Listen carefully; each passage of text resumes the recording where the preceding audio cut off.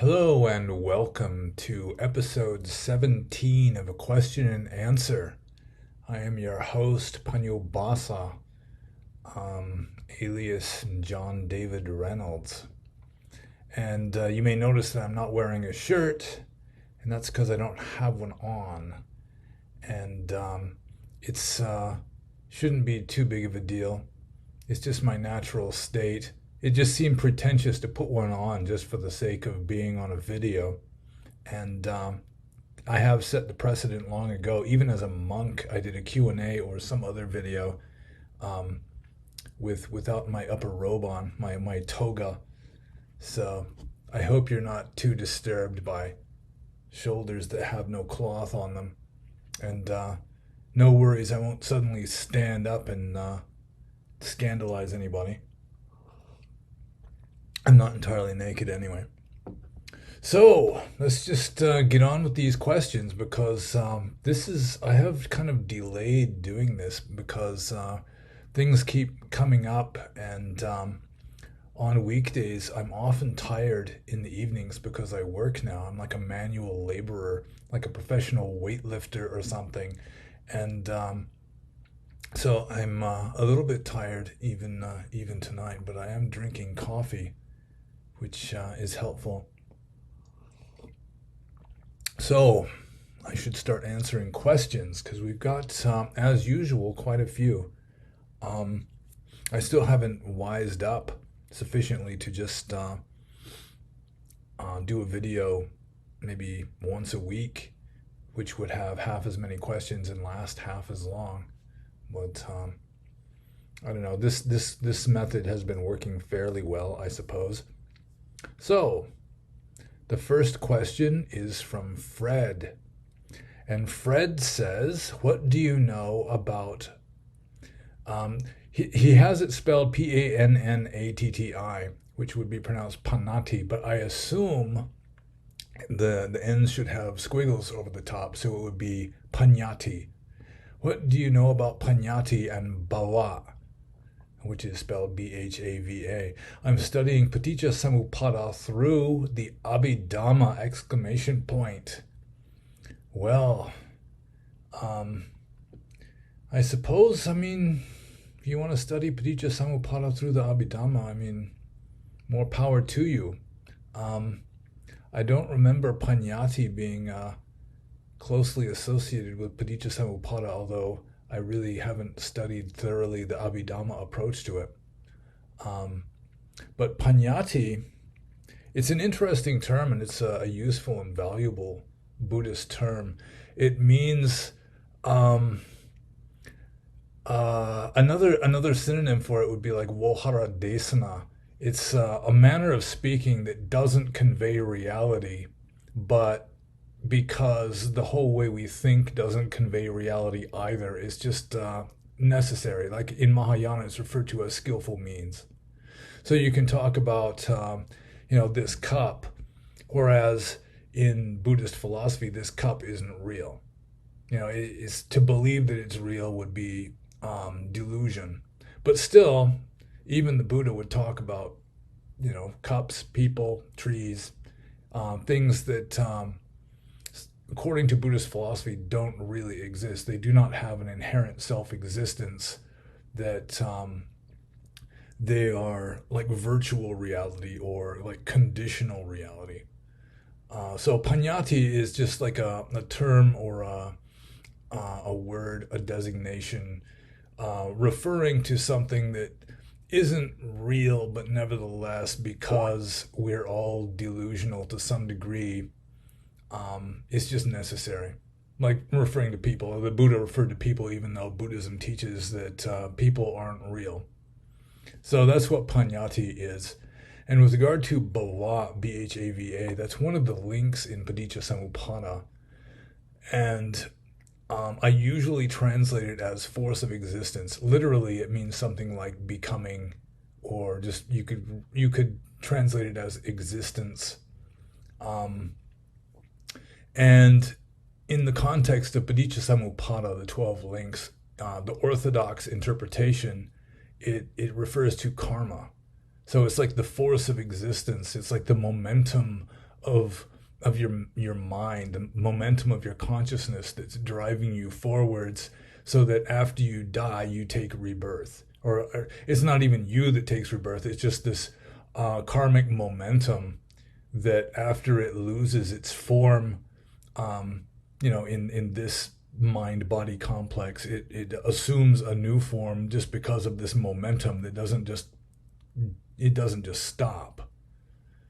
So it's kind of interesting that according to the Orthodox interpretation of the 12 links, there is a kind of short circuit, because there are two terms in the 12 Nidana theory of Paticca Samuppada, or dependent co-arising conditioned genesis. It has lots of renderings that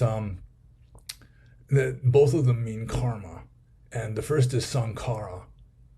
So there is sankhara that's in the 12 links, and also bhava, and they supposedly both mean the same thing, except for the first mention of karma is supposedly in your previous existence, and then the second mention of karma is in this existence. Although why the Buddha would have chosen two different words for the same thing is kind of questionable.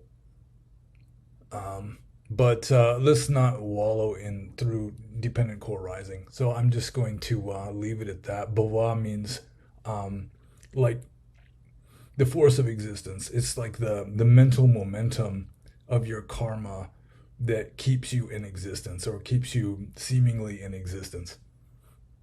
So I think I'll just move on to the next question. I hope I wasn't too skimpy on that one, but just wallowing in Paticca Samuppada, yeah, it can be pretty heavy. So the next question, also from Fred: can intellectually wanting rebirth actually land you in another body? Well, for starters, I would say that wanting isn't so much of an intellectual thing, that it's not the intellect that causes you to be reborn. It's not the intellect that really causes karma, that it's more the will that accompanies the intellect. It's more of not so much the intellectual content, but just the force. Like Bawa, the force of existence, is this urge, this karmic urge that really that creates karma and results in future consequences, like potentially rebirth, or what a lot of people call reincarnation. So, yeah, I mean, desire for existence is one of the three main kinds of desire, according to Orthodox Buddhist philosophy. There's desire for sensual pleasures, desire for existence, and desire for non-existence. And any of those three, including the desire for non-existence, because it's all desire, it's just more karmic momentum that it can result in rebirth. So I don't know why they didn't have a desire for pain or discomfort, because I assume there are people that really do desire the opposite of sensual pleasure. But maybe it's just because they get some kind of satisfaction, some kind of perverse sort of pleasure from hurting themselves, that it's still kind of a desire for pleasure or satisfaction. So, yeah, the short answer: can intellectually wanting rebirth actually land you in another body? Yes, although it's really not the intellectual aspect of it, it's the wanting aspect. So the next question, also from Fred: does the body have a metaphysical blueprint for, e.g., ethereal body? I have had people say that Theravada Buddhism does teach that there is a kind of astral body, but there's very little mention of it. It's sort of a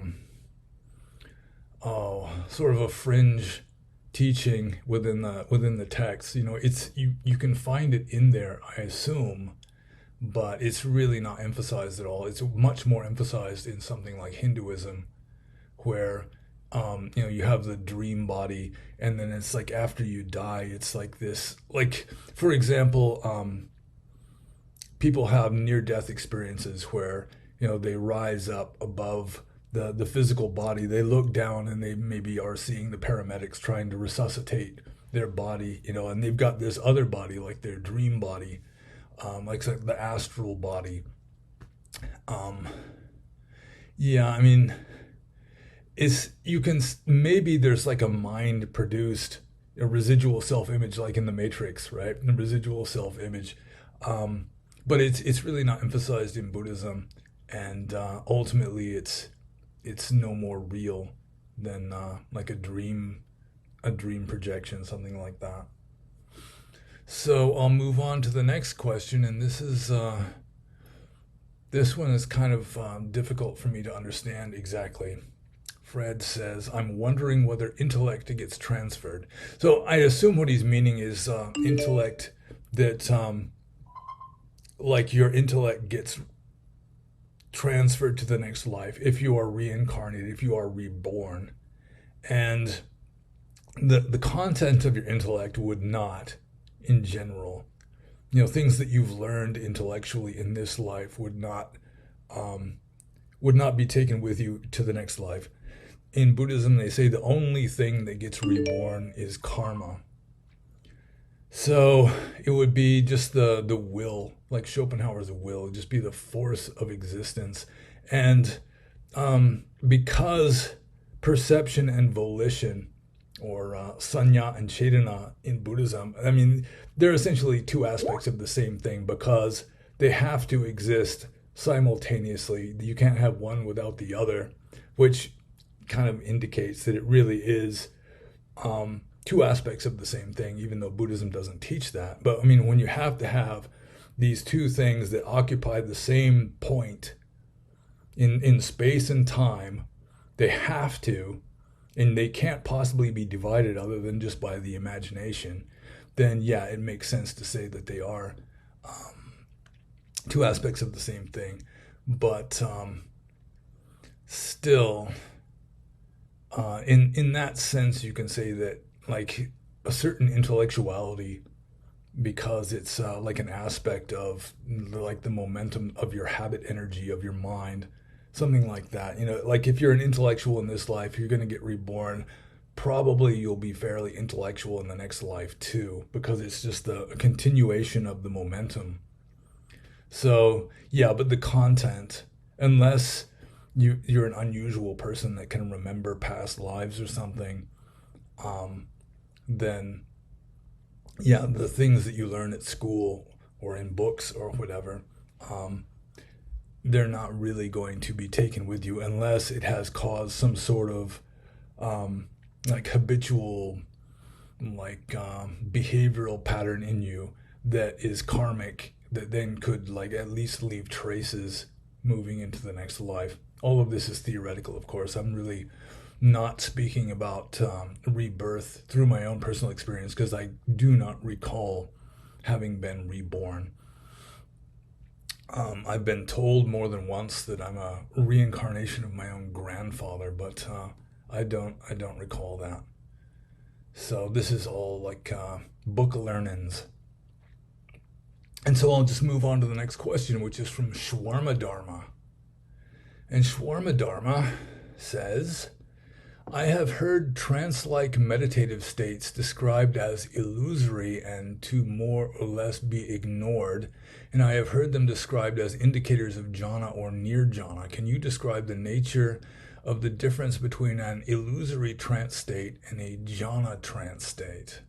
Well, that's a good question, and a lot of people really can't tell the difference. I've said more than once that in Burma, not everybody, but a lot of people really cannot tell the difference between genuine jhana, which are advanced Buddhist contemplative states, or just, I mean, they don't even have to be Buddhist, they're just advanced contemplative states, and hypnotic trance.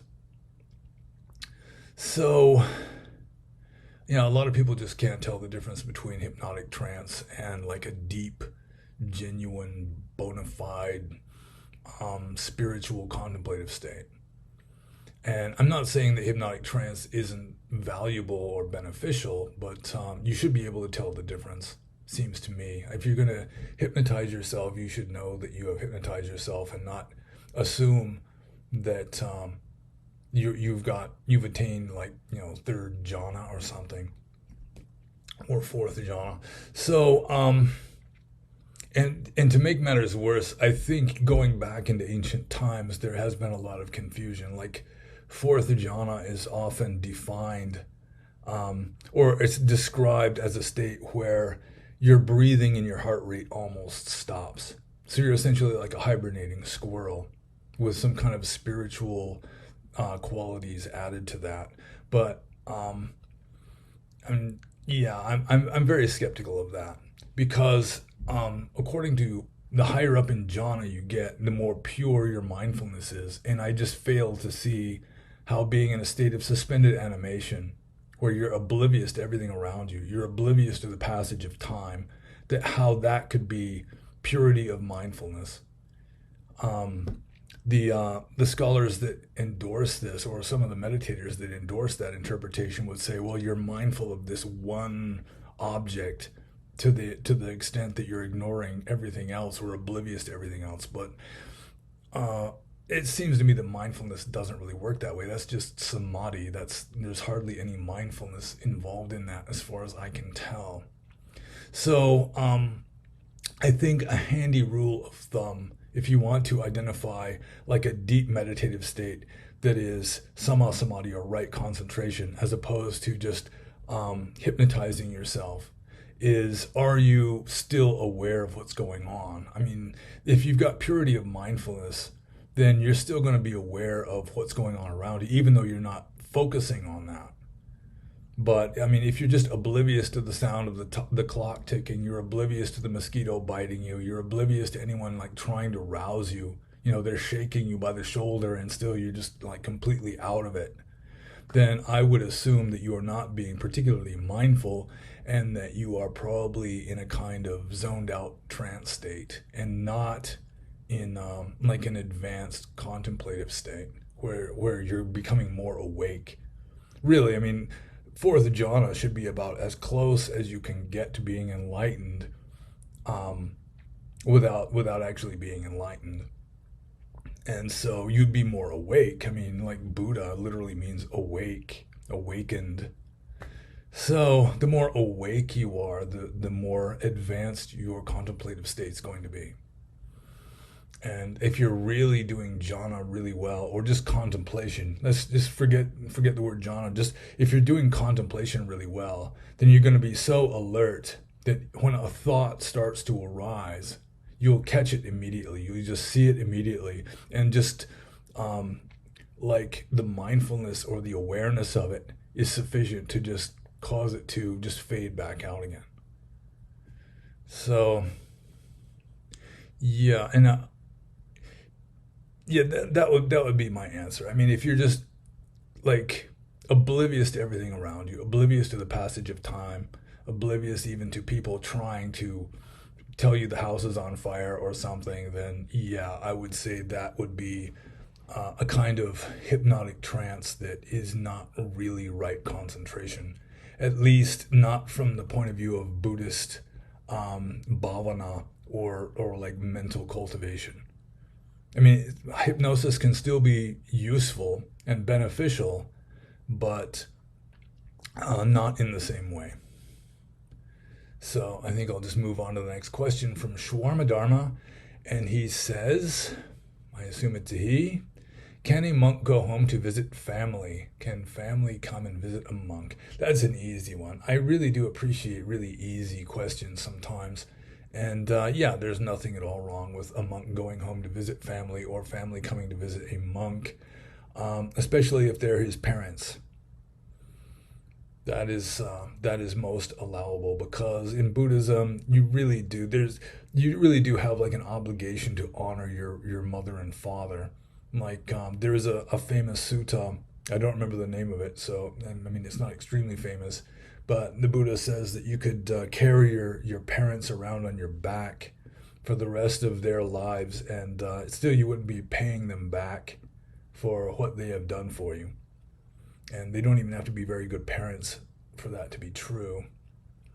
So yeah, I mean, for a monk who was married and had kids, for him to go back and visit his, his erstwhile mate and his children, it would depend on his reasons. I mean, if it's just nostalgia and like family attachment, then probably that would be considered inappropriate for a monk, because a monk really is supposed to just become without family other than just sort of being brothers to the other monks. With regard to can family come and visit a monk? I mean, anybody can come and visit a monk. Prostitute can come and visit a monk. It's like one of the Buddha's last meals was served to him by Ambapali, who was a courtesan. So, yeah. I mean, it's who comes to visit you is one thing. I mean, like the motives are another thing. The motives of the monk also, like the monk's reaction. It's like I keep saying over and over again, the moral quality of an action, going with Buddhist philosophy, is not physical. I mean, it's not determined by what the body actually does. It's the mental states. So a prostitute can come to see a monk, and the monk is completely serene and equanimous and unlustful towards her and all of that, then I mean he hasn't done anything wrong. Although of course there are like rules of monastic discipline saying that they shouldn't be sitting alone together or talking alone together or anything like that. But let's say she comes with a chaperone, another man, a man comes with her, or there's two monks there or something. So yeah, I mean people can come and visit monks, and monks can, especially, um, there's nothing particularly wrong with a monk visiting his family. So I'll just move on to the next question, which is from Mr. Unofficial. And Mr. Unofficial asks a kind of interesting question that a similar question was asked maybe a month ago about NPCs. Are there real NPCs? Like beings that seem to be conscious, but really there's nobody there. This is a similar one. Mr. Unofficial asks, what are your thoughts on philosophical zombies or hylics as described within Gnosticism? Can a human be devoid of consciousness but still act as if they did have it, like an artificial intelligence? That is an interesting question. And I have been told by a German monk living in Burma, when I was also living in Burma, that the demons in hell are like this. And unfortunately, or fortunately, depending on how you look at it, the celestial nymphs in heaven, the harems of celestial nymphs that the devas have, that they're all just like generated by karma. There's really nobody there. That they're just kind of like dream apparitions or something.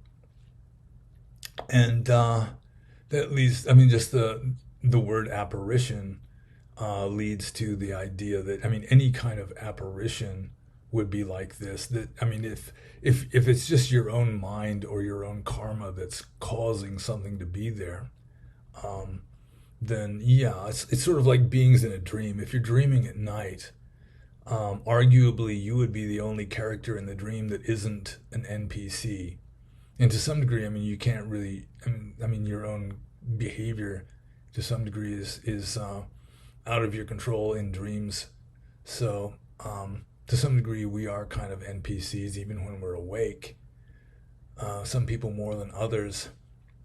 Um, so, if there was one of these hylics or philosophical zombies, they would exist only when some conscious being was perceiving them. If they didn't have their own consciousness, they didn't have their own um, like karma, like mental momentum, then they would exist only if there was some conscious mind perceiving them.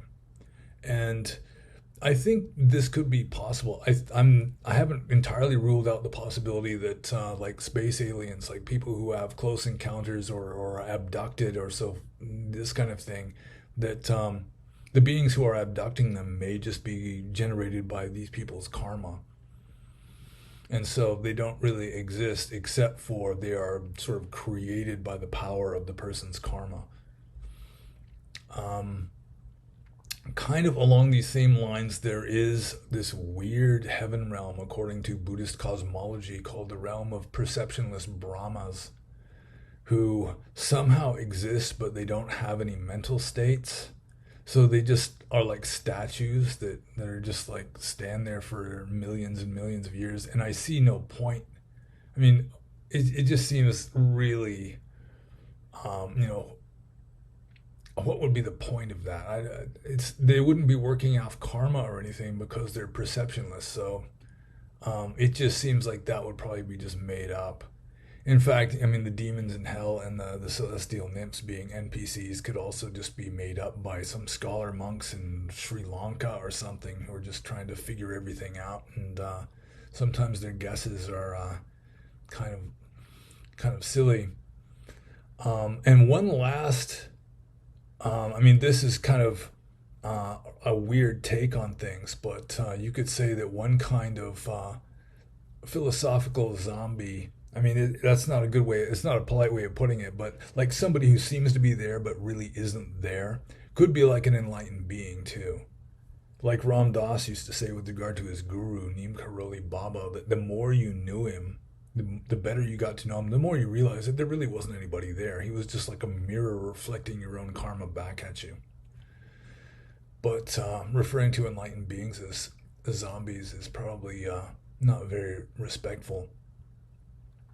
But according to Buddhism, yeah, there are like NPCs, beings that seem to have a functioning mind but really don't. And as I say, you'd have to have a conscious mind perceiving that being, like in a dream or something, in order to give them existence or give them seeming existence. They wouldn't be able to continue functioning like a vampire or something if there's nobody perceiving them, because they don't have their own mental momentum to keep them going. So, next question by Mr. Unofficial. Speaking of AI, is it theoretically possible for one to become conscious and create karma? Well, a few years ago, I asked a Burmese monk who was an Abhidhamma scholar. I mean, he was just practically obsessed with Abhidhamma. You know, he just thinking Abhidhamma all the time. He could just sit there and give a talk for hours on Abhidhamma and still be going strong. And he said it's just absolutely impossible. You could not have a computer become conscious. But I really don't see why not. Like, I do not think that the brain is creating consciousness. And going with Abhidhamma, even Abhidhamma doesn't think it's the brain. Abhidhamma philosophy, orthodox Abhidhamma says that consciousness arises in a chamber of the heart. But yeah, I mean, the brain isn't really creating consciousness. It's just acting as a kind of receiver of consciousness, or it's like the brain is sort of like a computer. I mean, it's a pretty obvious analogy. And the computer isn't generating electricity. The computer isn't creating electricity. It's just taking the electricity and complexifying it and organizing it and utilizing it. And the brain is kind of doing the same thing to consciousness. The consciousness is already there. The brain is just taking that consciousness and like diversifying it and organizing it and utilizing it. So I don't see why a computer, if it were complex enough and designed properly enough, why a computer couldn't be the seat of consciousness also. In order for it to create karma, it would have to have like irrationality. You'd have to somehow program like emotion or Schopenhauer's will into a computer. It couldn't be completely passive. So you'd somehow have to, but I mean, you could model a computer on a human brain. And I think they've done this to some degree with more primitive animal brains. Um, so yeah, I really don't see why it would be impossible, even in theory. So my answer is C. Is it theoretically possible for for an AI to become conscious and create karma? Um, yeah, I would say theoretically at least. You know, you could make like an artificial brain and it functions pretty much the same as like a meat brain. And why not? I really don't see why not. But going with AI, I mean, if it mimics consciousness, that's good enough or bad enough. I mean, when we hit the technological singularity, assuming that we do, it doesn't really require a computer to become conscious so long as it is mimicking consciousness well enough. So I'll just move on to Mr. Unofficial's next question. Also, it would be interesting to hear your thoughts on Gnosticism in general if you're familiar with it. How compatible is Gnosticism with Buddhist thought? I'm still in the process of learning about both religions, but sometimes I see touching points, mainly the idea of conventional reality being a delusion. I suppose the demiurge could be considered what you call a small g god. Yeah, I'm deliberately being nice and not pronouncing the G. Usually, I pronounce it wrong on purpose, I think, and call it Gnosticism. Because I met this Gnostic once, and he was all gnarled like a gnome, and he was riding a GNU. But yeah, um, I really don't know a whole lot about Gnosticism, I mean. Um, I think that there is some overlap with Buddhism, but there is some stuff that really isn't Buddhism. Like here mentioning the demiurge. Like some Gnostic sects considered Jehovah or Yahweh of the Old Testament to be like some inferior god. He wasn't like the highest god, which explains why everything is as messed up as it is, and why the God of the Old Testament was such a like a violent, bloodthirsty tyrant. But in Buddhism, there really is no demiurge. It's just this universe is generated by ignorance or like delusion, avijja. So the demiurge is unnecessary. I mean, you've got Mara, but he's not really creating the universe. And another difference between Gnosticism, as far as I understand it, with Buddhism, is that Gnosticism not only considered it to be a good thing to escape from this phenomenal world, but really considered this phenomenal world to be just sort of qualitatively bad. Just like having a body, like a body was a defilement. And Buddhism kind of leans that way to some degree, but really the defilements are mental in Buddhism. So, like physical matter isn't good or bad because the moral or ethical quality of something is psychological or mental. So that would be one difference. But as I say, I really don't know a whole heck of a lot about Gnosticism.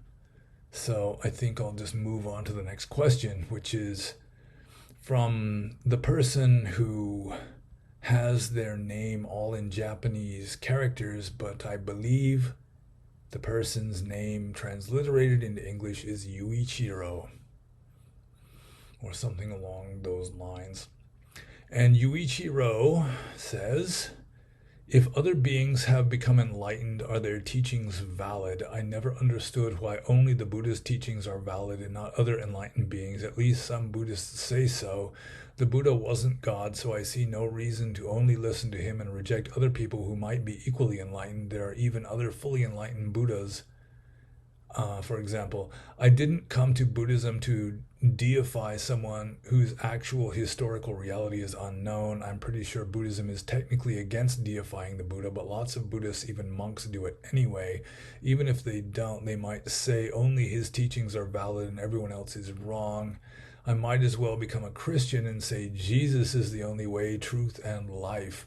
I just want to learn what's really going on, not dogmatically cling to what one guy supposedly said. I don't care if that guy never even existed and everything is made up as long as it makes good sense. Well, the orthodox Theravada Buddhist position is that You can, like, a person who isn't a Buddhist can go to heaven and hell, of course, but only like an orthodox Buddhist with right view, capital R, capital V, samadhi, only they can become enlightened. So it's like um, Theravada Buddhism is open minded more than most religions by saying that even if you're not a Buddhist, you can still go to heaven. But from the Buddhist point of view, heaven doesn't last forever. It's not the highest possible state. And they still kind of want Buddhism or Theravada Buddhism or Orthodox Theravada Buddhism to have a kind of monopoly on enlightenment, the attainment of nibbana. And personally, I just do not accept this. I just cannot believe that only a Theravada Buddhist can become enlightened, or even only a Buddhist. Um, like in of the people who lived in the 20th century, that I would guess were fully enlightened, if that even means anything.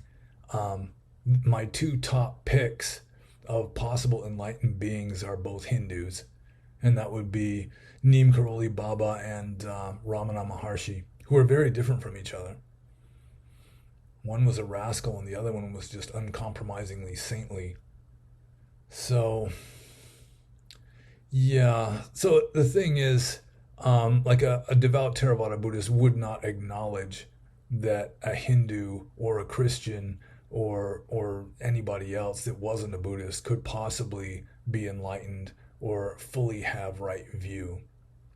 But again, I've really never adopted that position. And so I think it's possible that even some Christians could be fully enlightened, like St. John of the Cross. He apparently considered his mentor, St. Teresa of Avila, and also apparently himself, to have reached the stage of perfection from a Christian point of view, from a Catholic point of view, which was surprising to me because until I read St. John of the Cross, I just assumed that the official position of Christianity in general is that nobody is worthy. You know, even Jesus in the Bible, somebody calls him good teacher or good master or something like that. And Jesus himself says, "Why do you call me good? There's none good except God." And then you've got these 16th century Catholics, mystics, contemplatives, who are talking about becoming God through participation, where you um, mortify your self will until you no longer have self will, and then you are no longer motivated by your own volitions. It's you just become like a puppet of God. You are moved by the will of God, and that's kind of interesting to me because even though the words are very different, it comes very close to what Buddhism teaches. Like, the Christian Catholics, they mortify their self will, and so they don't have will anymore, not their own. And going with Buddhism, I mean, karma is will, and an enlightened being creates no new karma. So it's kind of the same thing, really. It's just described differently. And I'd like to think that they arrived at the same ideas independently of each other. Whether St. John of the Cross had any exposure at all to Buddhism is doubtful. And even if he heard about it, he'd probably get this really distorted anti heathen interpretation of it anyway. So, yeah, you should just, I mean, you can read the teachings of others. And the Buddha himself, um, he encouraged people to be broad minded and be familiar with other philosophies. And he did acknowledge that there were people who were enlightened before him and also other enlightened beings, um, and that were contemporaneous with him, that were his contemporaries. And I don't think they would have all have been his disciples. So yeah, I don't think that Buddhism really has a monopoly on enlightenment. And I think the Buddha acknowledged that really any kind of philosophy or ism, I mean, that's really not the point. You're not going to become enlightened through some intellectual, system. It just doesn't work that way. So long as the practice helps you to detach from all systems, then yeah, it's a good system. It's a system that eventually sort of devours itself. So let's see. I hope I answered that well enough. If I didn't, Yuichiro, you are welcome to ask again. But yeah, I've never considered the Buddha to be the only um, the only enlightened being, or the only how to put it. I don't think that Buddhism really has a monopoly on enlightenment. Let's just put it that way. So let's move on to Yuichiro's next question. I have an interesting dilemma. If you misgender a trans person, it can cause them serious mental suffering. However, it would be wrong to call them by their preferred gender because it would be a lie since reality is real. So, is it worse karma to cause them suffering by misgendering them or by saying something untrue to avoid their suffering? Could it be argued that their suffering would be good in this case because they could potentially learn from it? Well, I mean, I am a little skeptical of this one part here. It says if you misgender a trans person, it can cause them serious mental suffering. Um, if a person who identifies as a woman is called, hey, Mister, if that really messes them up and causes them serious mental suffering, they're kind of messed up already. Um, it's sort of like a person with a big bruise. You don't want to poke the bruise, but I mean, all you got to do is just touch it and they're going to be hurting. Um, yeah, well, again, it's like whether something is good or bad depends on your volitions, like your motives, the reasons why you do something, the mental states accompanying it. So if you're just being honest and you're not saying something in order to hurt them, you're just saying it because you consider it to be true and something that ought to be said, then yeah, I mean, you can just hurt their feelings big time and you haven't done anything wrong because it's really their own hypersensitivity and kind of messed upness that they just can't deal with reality. That doesn't mean that you should do it on purpose in order to hurt them. I mean, you should have compassion, definitely. Um, I mean, you should be kind, you should be, benevolent, but I mean, it shouldn't get to the point of you having to lie in order to foster a person's delusions. A person believes that they're Jesus Christ. It doesn't mean you have to, consider them or act like you're considering them to be Jesus Christ. This is pretty similar. But with regard to Buddhism, I mean, Buddhism is kind of got a lot of gray. It's not just black and white. For example, in Burma, trans people can be found even in like really remote, really traditional conservative villages. They're not even in the cities, just out in this really remote, rustic area. You can find trans people, and um, they are accepted. I mean, there might be a few jokes made behind their back every now and then, but they are accepted and treated relatively well. They're not persecuted or anything because of the Buddhist concept of reincarnation. And that reminds me of a saying by my father, who was a hypnotist. He did a lot of past life regressions. And he said that every, let's see, every person who was a woman in their past life but then were a man in this one has been, quote, queer as a $3 bill, unquote. So there's this Buddhist concept of reincarnation or rebirth where you can make a transition from male to female or female to male. And a trans person could be a person who's like in an intermediate state. They're making the crossover from one gender to the next, and it's taking more than one life to make the full transition. And so when they think about it that way, the Burmese, they can accept it. It makes sense to them. It fits in with their cosmology and so forth. And so they don't really have an issue with that. And they can consider a person in a man's body who is nevertheless dressing like a woman and called by a woman's name and acting like a woman and declaring themselves to be a woman, out of consideration and their belief in rebirth and so forth. They might I think a lot of them just go along with it. But nevertheless, how the person reacts, I think they're Burmese trans people are probably just a lot more mentally tough. You know, they're not just like fragile like eggshells or something. And so if somebody misgenders them, I doubt that they're going to have a meltdown over it.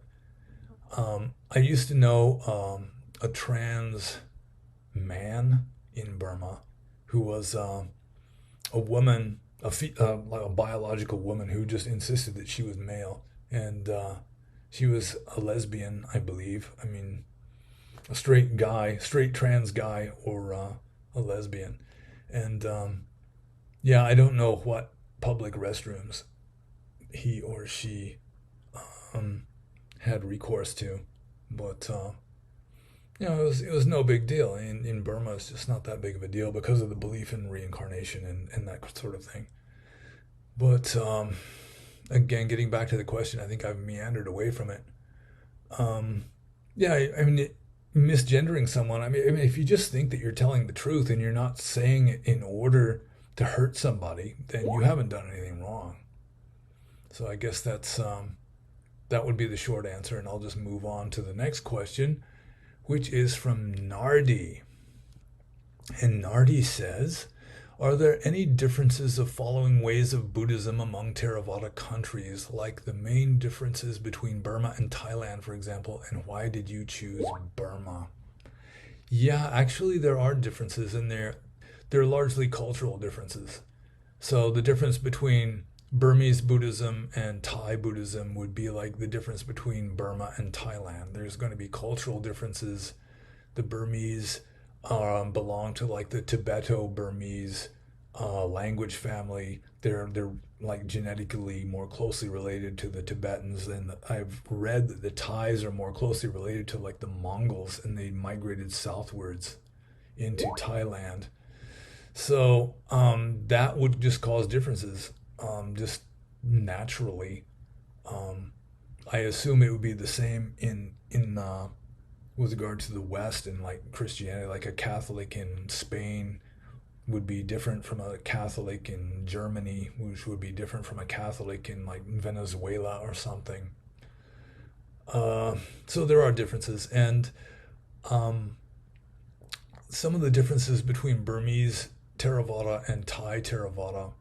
Burmese Theravada puts much more emphasis on meditation and scholarship, whereas Thai Theravada puts much more emphasis on following the rules of monastic discipline and also the optional ascetic practices called Dutanga. So the Thais are like the Vinaya Pitaka, the Burmese are more into Abhidhamma, and like the Sri Lankans, they're more emphasis on the suttas. And Sri Lankan Theravada is just very different from Burmese and Thai because there's so much Indian culture. There's like elements of caste and that sort of thing that are part of Sri Lankan Theravada also. Um, why I chose Burma was it was just karmic random chance, really. Um, I wanted to become a monk. I didn't really know much about monasticism. I wanted to be a monk in America, and so um, I went to this Zen place in Portland, Oregon, and I was thinking maybe I was kind of leaning towards Zen at the time, and the Roshi there had it was like a directory of Buddhist organizations in America. So I just went through the whole thing and wrote down the name and address of any place that looked like it might be a monastery because I wanted to be ordained. And there was this one name on the list. Said Tongpulu Sayap Dao. It wasn't even spelled correctly. And I had no idea what a Tongpulu Sayap Dao was, but it wasn't obviously not a monastery. So I wrote to them, and it turned out to be Tongpulu Kaba Monastery. Tongpulu Sayadaw, he had already passed away, but it was one of the few monasteries in America that responded to me. Abhayagiri didn't exist yet. Wat Metta down in Southern California didn't exist yet. Um, So, I mean, yeah, it was just sort of random chance, I guess, why I chose Burma. Although it was a good choice, it really worked for me. The Thais are too conformity oriented. They're too like regimented, whereas the Burmese are more easygoing, and so um, I could just pretty much do as I pleased, which was good because the Burmese weren't, as a general rule, they were not very strict, and I wanted to be stricter. So yeah, I think I've answered the question. So instead of just meandering for another 15 minutes, I think I'll move on to the next question, which is by the Marquis de Sadu. And his first question is: You have previously mentioned some weaknesses within the Theravada tradition, such as systematization of enlightenment, it being adapted to ancient India and not the modern West, and so forth. With this in mind, is there any value in keeping your religious tradition pure, or should one strive towards syncretism?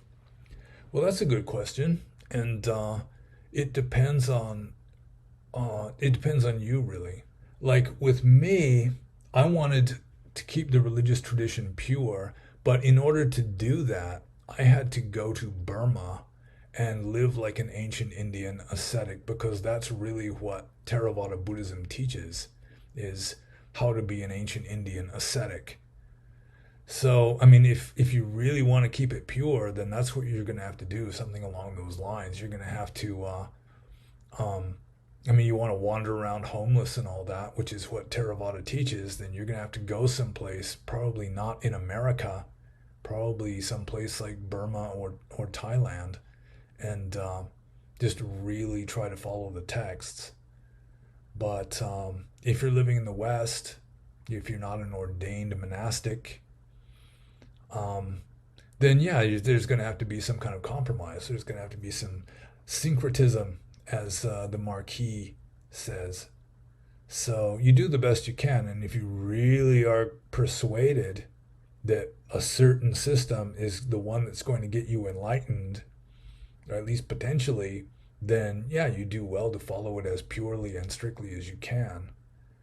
But again, I learned through experience that just trying to live like an ancient Indian ascetic, even though you're living in a culture that's really not so different, like Burma out, like rural Burma, even today, is changing fast now, but like 20 years ago, especially, it's really not so different from ancient India in the Buddhist time. The culture is kind of similar. The climate and the flora and fauna are very similar. Like the Irrawaddy Valley and the Ganges Valley are very similar um, with regard to biology, wildlife and so forth.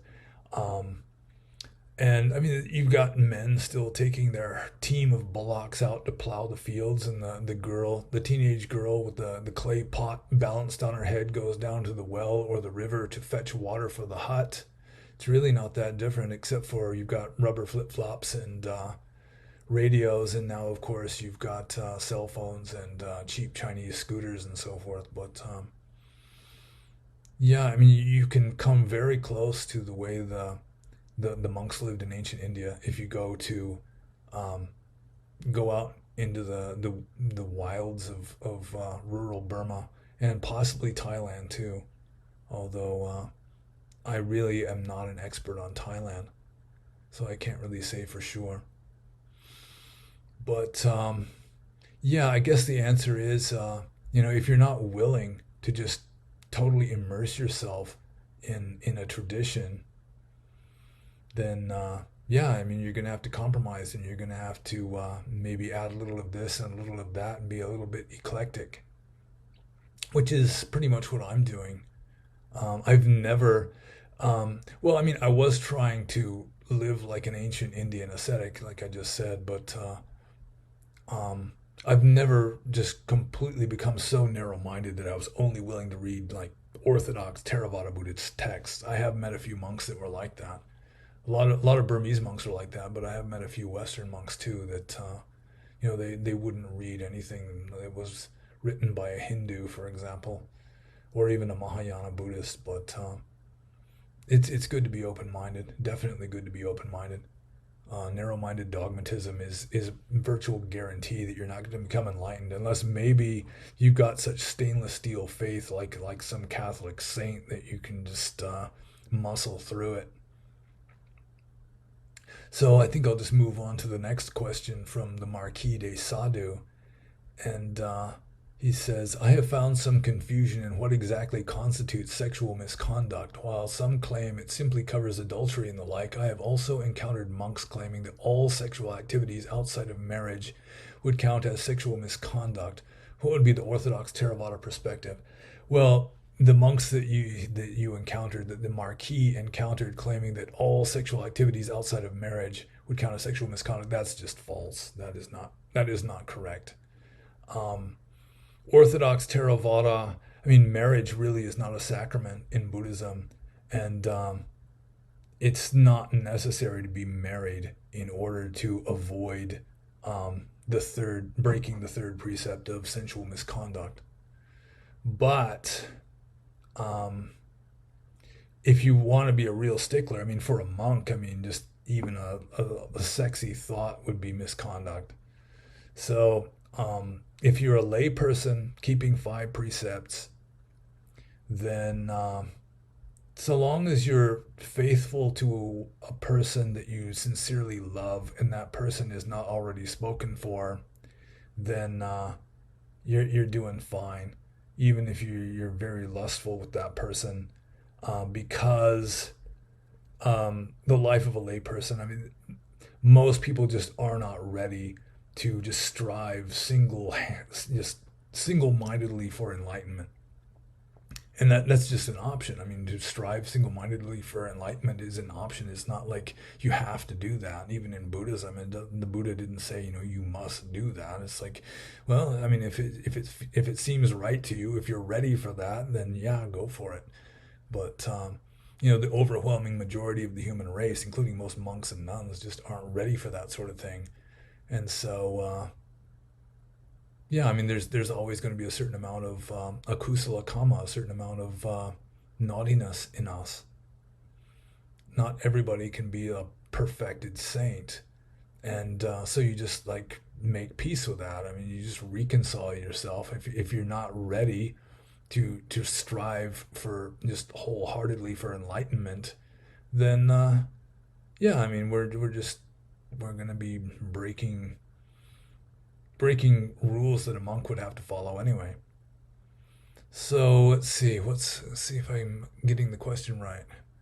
Uh, the Orthodox Theravada perspective. Yeah, so for lay people, the third precept is it's like I already explained. I mean, you don't even have to be married really, although um, usually that is the case, at least in Buddhist cultures. But for a monk, I mean, really, I mean, it's any kind of action or thought that is motivated by like sensual desire or passion or anything like that. I mean, you've already gone off the track. Let's see. So I'll just move on to the next question. I hope I answered that. Next and last question from the Marquis. Finally, a question regarding anatarika karma. I think that's spelled wrong. Why is patricide or matricide placed among the gravest sins a person can commit? Yeah, according to Orthodox Theravada, there are, I think it's four. I'm getting kind of rusty on this, but there are like four actions that are you're just guaranteed of hell in your next life. You're just going to plunge right into Avicii hell, the lowest pit of hell, if you do these things. One is to cause a Buddha to bleed deliberately. I mean, if it was accidental, I'm sure that the monk shaving the Buddha would just be shaking in his sandals. Um, so yeah, to deliberately injure a Buddha so that he bleeds, because you can't murder a Buddha. I mean, that could be used as some sort of Buddhist evidence that Jesus wasn't a Buddha because he obviously got executed. But yeah, to injure a Buddha, cause him to bleed. You cannot murder a Buddha because their karma is too good or something. To kill an arahant, to kill an enlightened being, to kill one of your own parents, and then the fourth one Usually, I'm pretty sure it's to rape or seduce a nun. Although there's like an alternate, which is to cause a schism in the Sangha. It's one of those two. And I've really never been interested in these kind of lists. The first three are kind of interesting, but the fourth one is more of a dogmatic religious thing. So, um, but why is patricide or matricide placed among the gravest sins? Well, killing your own parents. I mean, that you got to admit that is pretty bad. You know, it's not nice guys don't kill their own mother. And I think I said just several minutes ago, gosh, half hour ago or more, that going with ancient Indian culture and ancient Indian Buddhism, that you really do owe a huge debt to your parents, that you could carry them around on your back for the rest of their lives and you still wouldn't pay them back. So a lot of it is just the very family oriented, um, traditional Asian reverence for one's parents, you know, filial piety and that sort of thing, which is largely fallen by the wayside in the West, at least to some degree, although I don't think you could ever completely eradicate the strong feelings, sentiments towards towards one's parents. A lot of it's just instinctive, I think. But yeah, I think pretty much all cultures would admit that, as a general rule, killing your own parents is not good. That it's actually really bad. And so I will move on to the next question, which is from Chaplin. And Chaplin says, if the Buddhist's goal is cessation or escape from samsara, how does this reconcile with procreation? Choosing to give birth to more humans, in my eyes, is essentially choosing to cast more humans into samsara, and they don't much have a say in your decision to bring them in. It seems like procreation and cessation are two completely contradictory actions, although both would lead to the complete annihilation of the human species. Yeah, I've heard people bring this up before, and it's sort of like I said earlier that most people just aren't ready or willing to strive wholeheartedly for enlightenment. It's like you got the mass of humanity, and then every once in a while, you know, there's like this little spark or something that flings off that is like an enlightened being. Um, so, I mean, there's really no danger of the human race going extinct just from everyone striving for enlightenment because most people just don't want to. Um, with regard to uh, like children, like babies, sort of being forced into existence against their will, or maybe not against their will, but you know they didn't choose it. Actually, I mean, from the Buddhist point of view, you know, you do have karma, and so you know it's somebody's karma to be born. You know, they're going to be born. So that's going to happen regardless. And if all of the people in this world died out or became enlightened saints without lust or something like that, then I assume there are plenty of other worlds in this universe that a person could be born in, alternate worlds or whatever.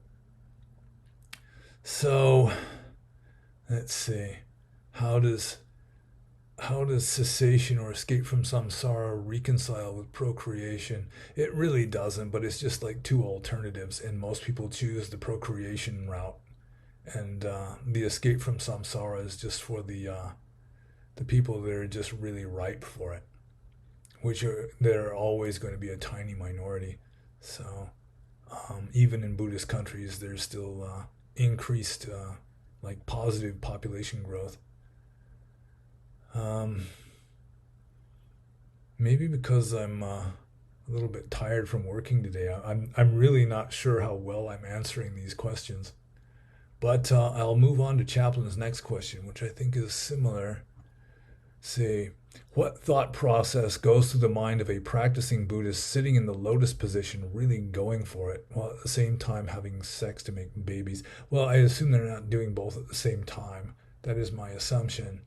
Um, and it would just be a kind of dissociation. It'd be like an accountant or like a corporate lawyer or something who's doing all this very non-sexual stuff during the day, and then comes home and makes passionate love to his mate.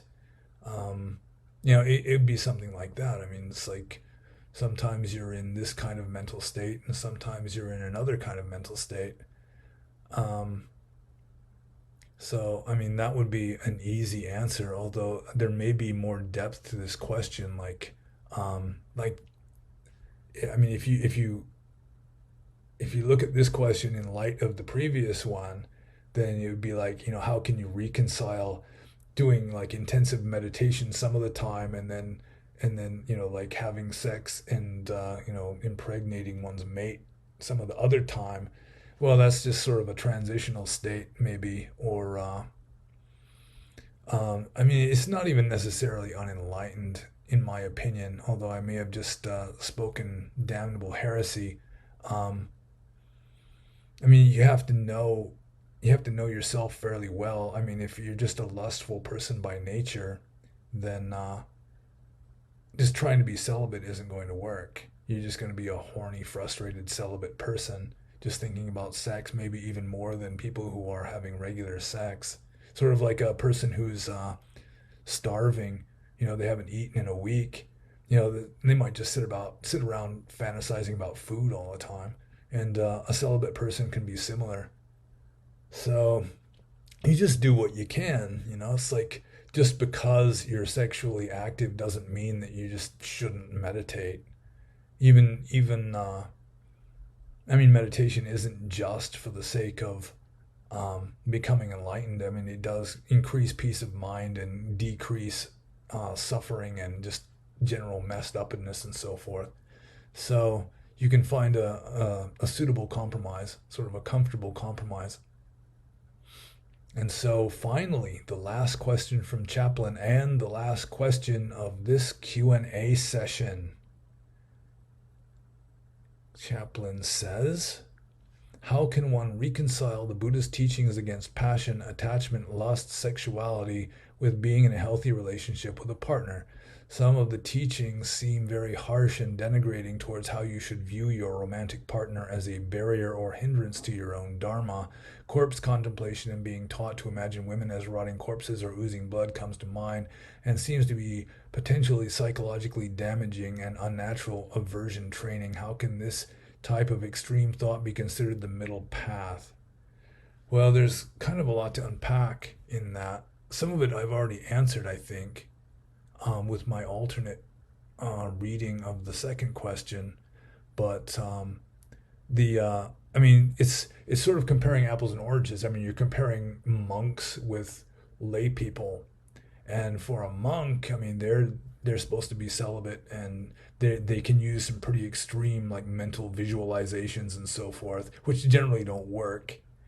Um, so yeah, I mean, in the text, monks are supposed to be celibate, so you can have some really harsh, strict admonishments against even the slightest twinge of like sensuality, but that is for like just hardcore forest ascetics for the most part. Um, you don't really, I mean, it says here, you view your romantic partner as a barrier or hindrance to your own dharma. Actually, um, another person isn't really a barrier. It's your own mental states. Buddhism is so psychologically oriented with regard to its ethics that Buddhism really doesn't teach that women are icky or bad, or it doesn't teach to nuns that men are icky or bad. It doesn't say that having a physical body, sort of like the Gnostics, having a physical body. I mean, it has certain disadvantages, but just physical matter is not icky and bad. But it's just the if you have mental states that are sort of leading you in a direction away from greater clarity and peace and silence and all that, then yeah, it's considered to be not the right route to take for like an ordained ascetic who is really striving for enlightenment, and it's really only the ordained ascetics that were encouraged to contemplate rotting corpses and so forth. So again, it's a lot of lay people. They'll read the text and they'll take some ideals that maybe are more suited to monastics, and that can influence their mind, but um, they weren't really intended for lay people. I suppose. I mean, the Buddha would teach lay people that they'd be better off as monks, but obviously it didn't work in most cases because most people remain um, lay people, and they just it's just natural to live like a certain amount of to have a certain amount of sensuality in one's life. Even, I mean, from the Buddhist point of view, even putting salt and pepper on your potatoes to make them taste better is like wrong, or it's wallowing in sensuality. It's like anything is listening to music. I mean, music in Buddhism is considered to be immoral. Listening to it, even a layperson keeping only 8 precepts is not supposed to listen to music. So Buddhism is just very finely tuned and very strict. If you really are dead set on becoming enlightened, then yeah, it's very very rigorous asceticism, and it's not intended for everyone, and it's just an option. It's not like you're wrong if you're not a monk or a nun. It's not like the Buddha is saying you have to be that way, and if you don't, then you're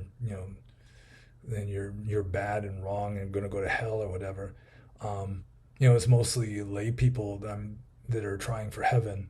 That really heaven is the goal of lay people.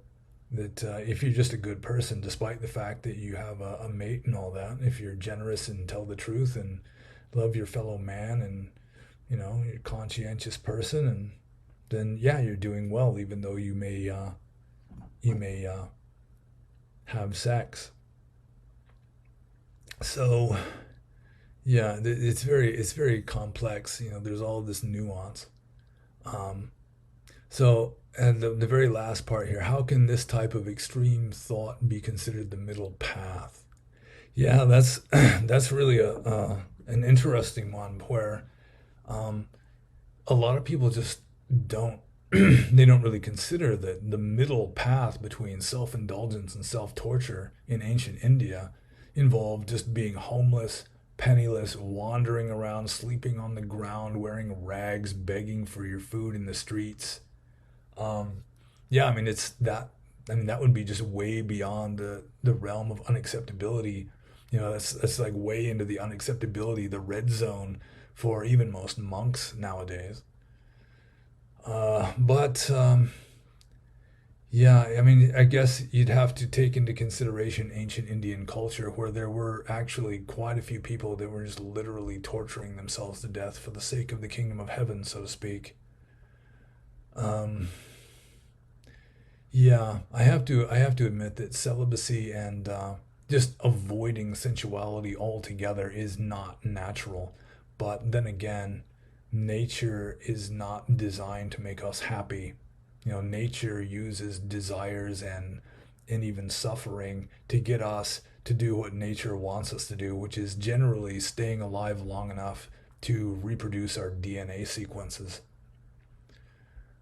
Um, So having a romantic partner is not necessarily a barrier or hindrance to your own dharma if your own dharma is not to become enlightened in this very lifetime. And I mean, there are Western teachers who are like Krishnamurti, for example. I mean, I could list off a lot of them. Like most spiritual teachers nowadays in the West who have a reputation for being enlightened are also married. So it could be that they're just frauds, or it could be that maybe they're just overestimating their attainments, or it could be that, like the ancient Indian insistence on strict austerity, asceticism, was more of a cultural thing than real, like pure Dhamma. But again, I'm sort of wandering into the realm of damnable heresy by even suggesting that. But because I'm not a monk anymore, I can speak damnable heresies if I want to, and I can't be excommunicated for it. So there. And that's the last question of all. And I hope I've answered these questions. I've had this weird feeling while answering these that I maybe haven't really fully correctly answered any of them, because I mean you can just keep going, you know. So if you like, you can give me some feedback to say, I mean, did I really answer the questions or not? Uh, Maybe I need to drink more coffee. So anyway, you're very welcome to ask questions. That's what I'm here for, is to answer them if I can, or at least make a shot at it. And you're welcome to leave questions in the comment section below. Or if you are subscribed to my channel on Subscribestar, you can ask questions there. Or there's also a Discord server where that's associated with the Subscribestar channel that you can leave questions there. But for most of you, I assume most of you that are seeing these videos, it may be just easiest just to leave them below. And be happy.